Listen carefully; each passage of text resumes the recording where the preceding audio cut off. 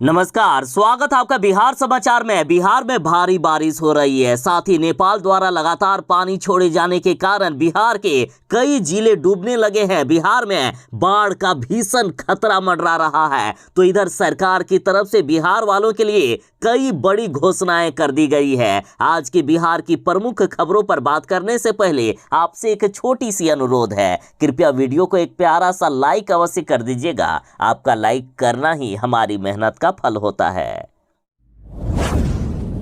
कहते हैं ना कि जब भगवान देता है तो छप्पर फाड़ के देता है, लेकिन बिहार में जब बारिश आती है तो आसमान फाड़ के आती है। देखिए, बिहार में कुछ दिन पहले सूखा पड़ा हुआ था, बारिश को लेकर लोग तरस रहे थे, और अब इतनी ज्यादा बारिश हो गई है कि कई जिले डूबने लगे हैं। कई जिलों में बाढ़ ने तबाही मचा दिया है। उत्तर बिहार के लगभग जिले डूबने के कगार पर हैं। किसानों की अब फसलें बारिश के पानी में, बाढ़ के पानी में डूब जा रहे हैं। और साहब, खतरा अभी टला नहीं है। बिहार में इससे भी खतरनाक बारिश होने वाली है। अगले 72 घंटों तक ये बारिश रुकने वाली नहीं है। मौसम विभाग ने इससे भी खतरनाक अलर्ट जारी करते हुए कहा कि अगले 72 घंटों तक बिहार में भारी बारिश होने वाली है। IMD पटना के अनुसार जिन जिलों में भारी बारिश होगी, पहले इन जिलों का आप नाम जान लीजिए। देखिए, पश्चिमी चंपारण, पूर्वी चंपारण, सिवान, सारण, गोपालगंज, सीतामढ़ी, मधुबनी, मुजफ्फरपुर, दरभंगा, वैशाली, शिवहर, समस्तीपुर, सुपौल, अररिया, किशनगंज, मधेपुरा, सहरसा, पूर्णिया, बक्सर, भोजपुर, रोहतास, भभुआ, औरंगाबाद, अरवल, पटना, गया, नालंदा, शेखपुरा, नवादा सहित दक्षिण मध्य और दक्षिण पूर्व बिहार के अधिकतर स्थलों पर जबरदस्त बारिश होने को लेकर अलर्ट जारी किया गया। येलो अलर्ट जारी कर दिया गया है, यानी तेज आंधी तूफान के साथ भीषण वज्रपात की भी संभावना है। वज्रपात से हर दिन लोग मारे जा रहे हैं, तो जरा बच के रहिएगा अगले 3 दिनों तक।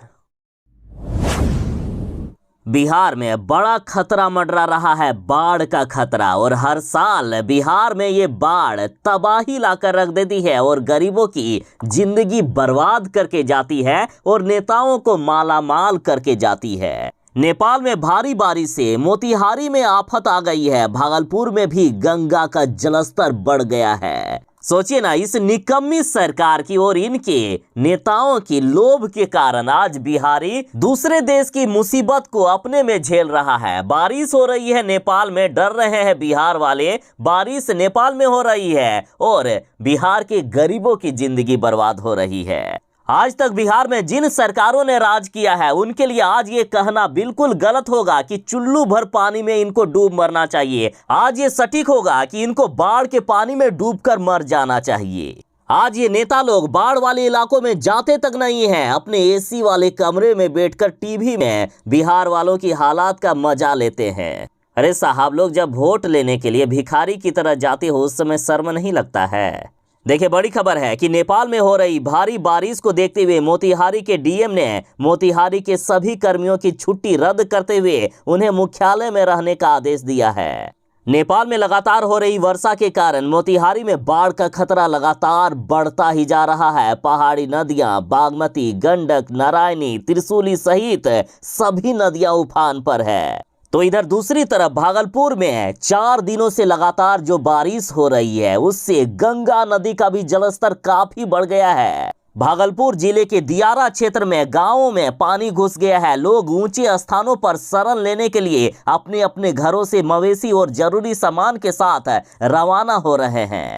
इन दियारा को भागलपुर शहरी क्षेत्र से जोड़ने के लिए एकमात्र उपाय नाव और डेंगी का सहारा बच गया है।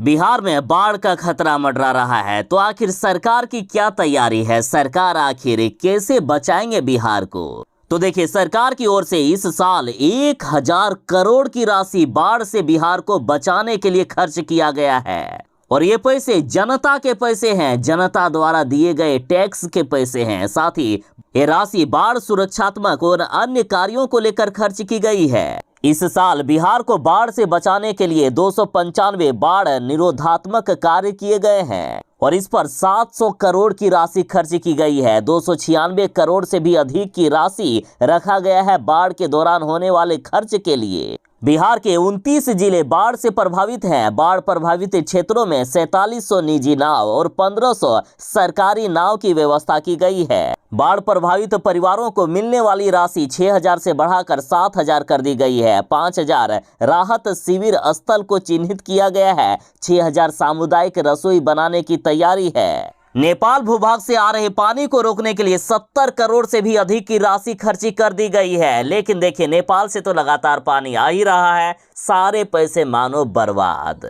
नेपाल द्वारा लगातार बिहार में पानी आ रहा है। अब लोग पूछ रहे हैं कि आखिर उन पैसों का क्या हुआ साहब।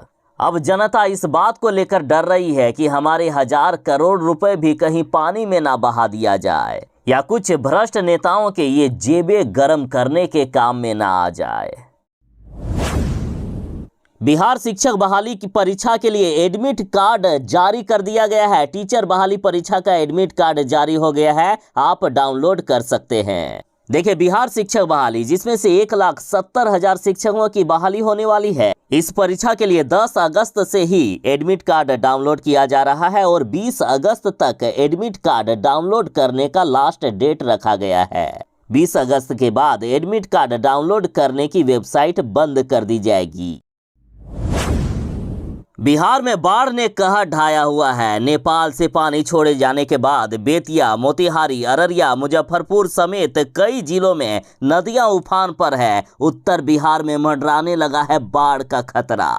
यदि गोपालगंज की बात करें तो गोपालगंज के कई इलाके बाढ़ के पानी में डूब गए हैं। बिहार के गोपालगंज जिले में गंडक नदी का पानी निचले इलाकों में तेजी से फैलने लगा है। सदर प्रखंड के रामनगर, जगरी टोला, मेहनंदिया गांव के लोगों का जिला मुख्यालय से सड़क संपर्क टूट गया है। नीचे गंडक नदी का पानी और आसमान से आफत की बारिश ने बाढ़ प्रभावित इलाकों के लोगों की मुश्किलें और भी बढ़ा दी है। रास्ते, अस्पताल, स्कूल सब कुछ डूबा हुआ है। लोगों को काफी ज्यादा परेशानी हो रही है। निचले इलाकों में रहने वाले लोग सड़क पर शरण लिए हुए हैं और लगातार जो बारिश हो रही है वहां भी काफी मुश्किलों से उनका गुजर बसर हो रहा है। लोगों को सुरक्षित स्थानों पर ले जाने के लिए नाव की व्यवस्था की जा रही है, तो इधर दूसरी तरफ किसानों को पशुओं की चारा को लेकर सबसे बड़ी चिंता है। अचानक कहीं बाढ़ से पशुओं के चारे डूब गए हैं। ऊंचे स्थानों पर मवेशियों को लेकर लोग शरण लिए हुए हैं। Ramnagar +2 school, middle school, anganwadi केंद्र सब डूब चुके हैं। छात्रों की पढ़ाई सब चौपट हो गई है। रोजमर्रा की सामान खरीदने के लिए भी लोगों को काफी परेशानी हो रही है। साथ ही गोपालगंज में मुश्किलें कम होने के जगह लगातार बढ़ती ही जा रही है। It is only a misogynistic man who can give a flying kiss to a parliament with seats female members of parliament. कभी नहीं देखा गया।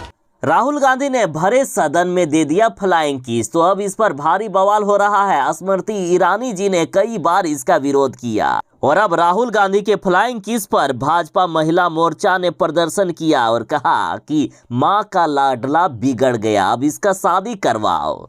तो इधर कांग्रेस की महिला विधायक नीतू सिंह ने स्मृति ईरानी को जवाब देते हुए देखे क्या कह दिया। इन्होंने कहा कि फ्लाइंग किस देना होगा तो राहुल गांधी किसी लड़की को देंगे, 50 साल की बुढ़िया को क्यों देंगे। लोकसभा में अविश्वास प्रस्ताव पर चर्चा के दौरान कांग्रेस नेता राहुल गांधी के फ्लाइंग किस को लेकर लगातार विवाद बढ़ता ही जा रहा है। कांग्रेस की महिला विधायक नीतू सिंह ने कहा कि हमारे नेता राहुल गांधी अभी जवान हैं, उनके लिए क्या लड़की की कमी है। यदि फ्लाइंग किस देना होगा तो किसी लड़की को देंगे, 50 साल की बुढ़िया महिला को वे फ्लाइंग किस क्यों देंगे।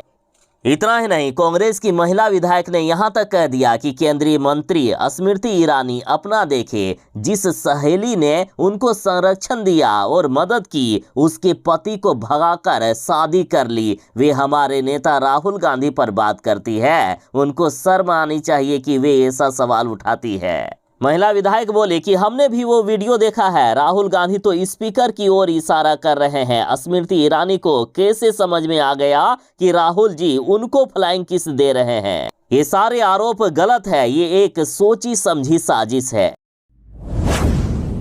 बिहार के कई जिलों में बाढ़ ने तबाही मचाकर रख दी है। बेतिया की बात करें तो बेतिया के कई गांवों में बाढ़ का पानी घुस गया है। ग्रामीणों में त्राहिमाम मचा हुआ है। बेतिया के कई गांव डूब गए हैं। लोग अब पलायन कर रहे हैं, ऊंचे स्थानों पर जा रहे हैं। खास करके मवेशियों के लिए सबसे ज्यादा दिक्कत हो रही है। पश्चिमी चंपारण के नौतन प्रखंड स्थित रामपुर कला गांव पूरी तरह से डूब गया है। गंडक नदी का पानी गांव में घुसने के कारण करीब 50 घर बाढ़ के पानी में डूब चुके हैं, जिसके कारण सैकड़ों लोग तटबंध पर शरण लिए हुए हैं। वहीं मंगलपुर कला गांव के कई लोगों के घर पूरी तरह से बाढ़ के पानी में डूब गए और गांव के लोग सड़कों पर रहने को विवश हो गए हैं। सरकार या प्रशासन की तरफ से फिलहाल कोई भी मदद नहीं मिल रही है। बिहार की 8 बड़ी नदियां खतरे के निशान को पार कर गई है। गंगा के अलावा कोसी, गंडक, बागमती, घाघरा, कमला बलान, लाल बकिया, परमान आदि नदियों का जलस्तर विभिन्न स्थानों पर लाल निशान को पार कर गया। पटना वालों के लिए आज से नया नियम लागू हो गया है। देखिए, ड्राइवर और आगे बैठने वाले ने यदि सीट बेल्ट नहीं लगाया तो आज से 1000 रुपये का जुर्माना लगेगा। पीछे बैठने वालों पर यह नियम लागू नहीं होगा। अब सीसीटीवी कैमरे के द्वारा इन लोगों को पकड़ा जाएगा। देखिए, आगे बैठने वाले 2 यात्रियों में से यदि किसी ने भी सीट बेल्ट नहीं लगाया है फिर भी 1000 का चालान लगेगा, और यदि दोनों ने नहीं लगाया है फिर भी 1000 का ही चालान लगेगा। और साथ ही वाहन चलाते समय यदि मोबाइल पर बात करते हुए पकड़े गए तो 5000 रुपया का जुर्माना लगेगा। चाहे bike, car, auto, e rickshaw या अन्य वाहन चलाते समय मोबाइल पर बात करते हुए यदि पकड़े गए तो ये जुर्माना भरना पड़ेगा।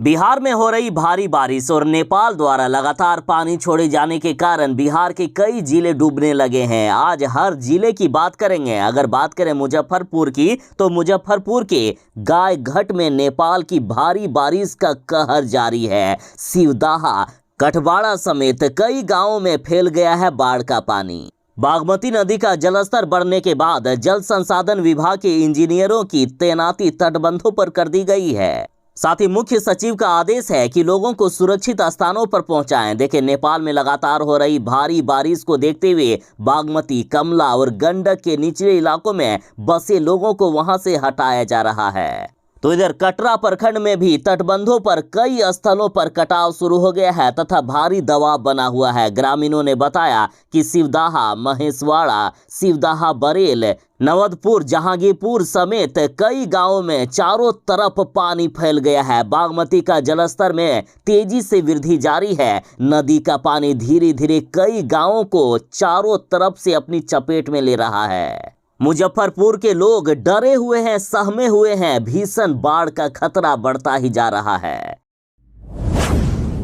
बागेश्वर धाम के महाराज धीरेन्द्र शास्त्री एक बार फिर से बिहार आने वाले हैं। धीरेन्द्र शास्त्री एक बार फिर से बिहार आएंगे और बिहार में हनुमंत कथा एक बार फिर कहेंगे। और इस बार बागेश्वर धाम के महाराज आरा में हनुमंत कथा करने वाले हैं। देखिए, श्री बागेश्वर बिहार फाउंडेशन आरा के एक शिष्टमंडल ने पिछले दिनों श्री बागेश्वर धाम के पीठाधीश पंडित धीरेन्द्र शास्त्री से मुलाकात की। इस दौरान धीरेन्द्र कृष्ण शास्त्री ने शिष्टमंडल को उद्वंद नगर में जल्द ही हनुमंत कथा करने के लिए आश्वासन दिया और जल्द ही तिथि की घोषणा भी कर दी जाएगी।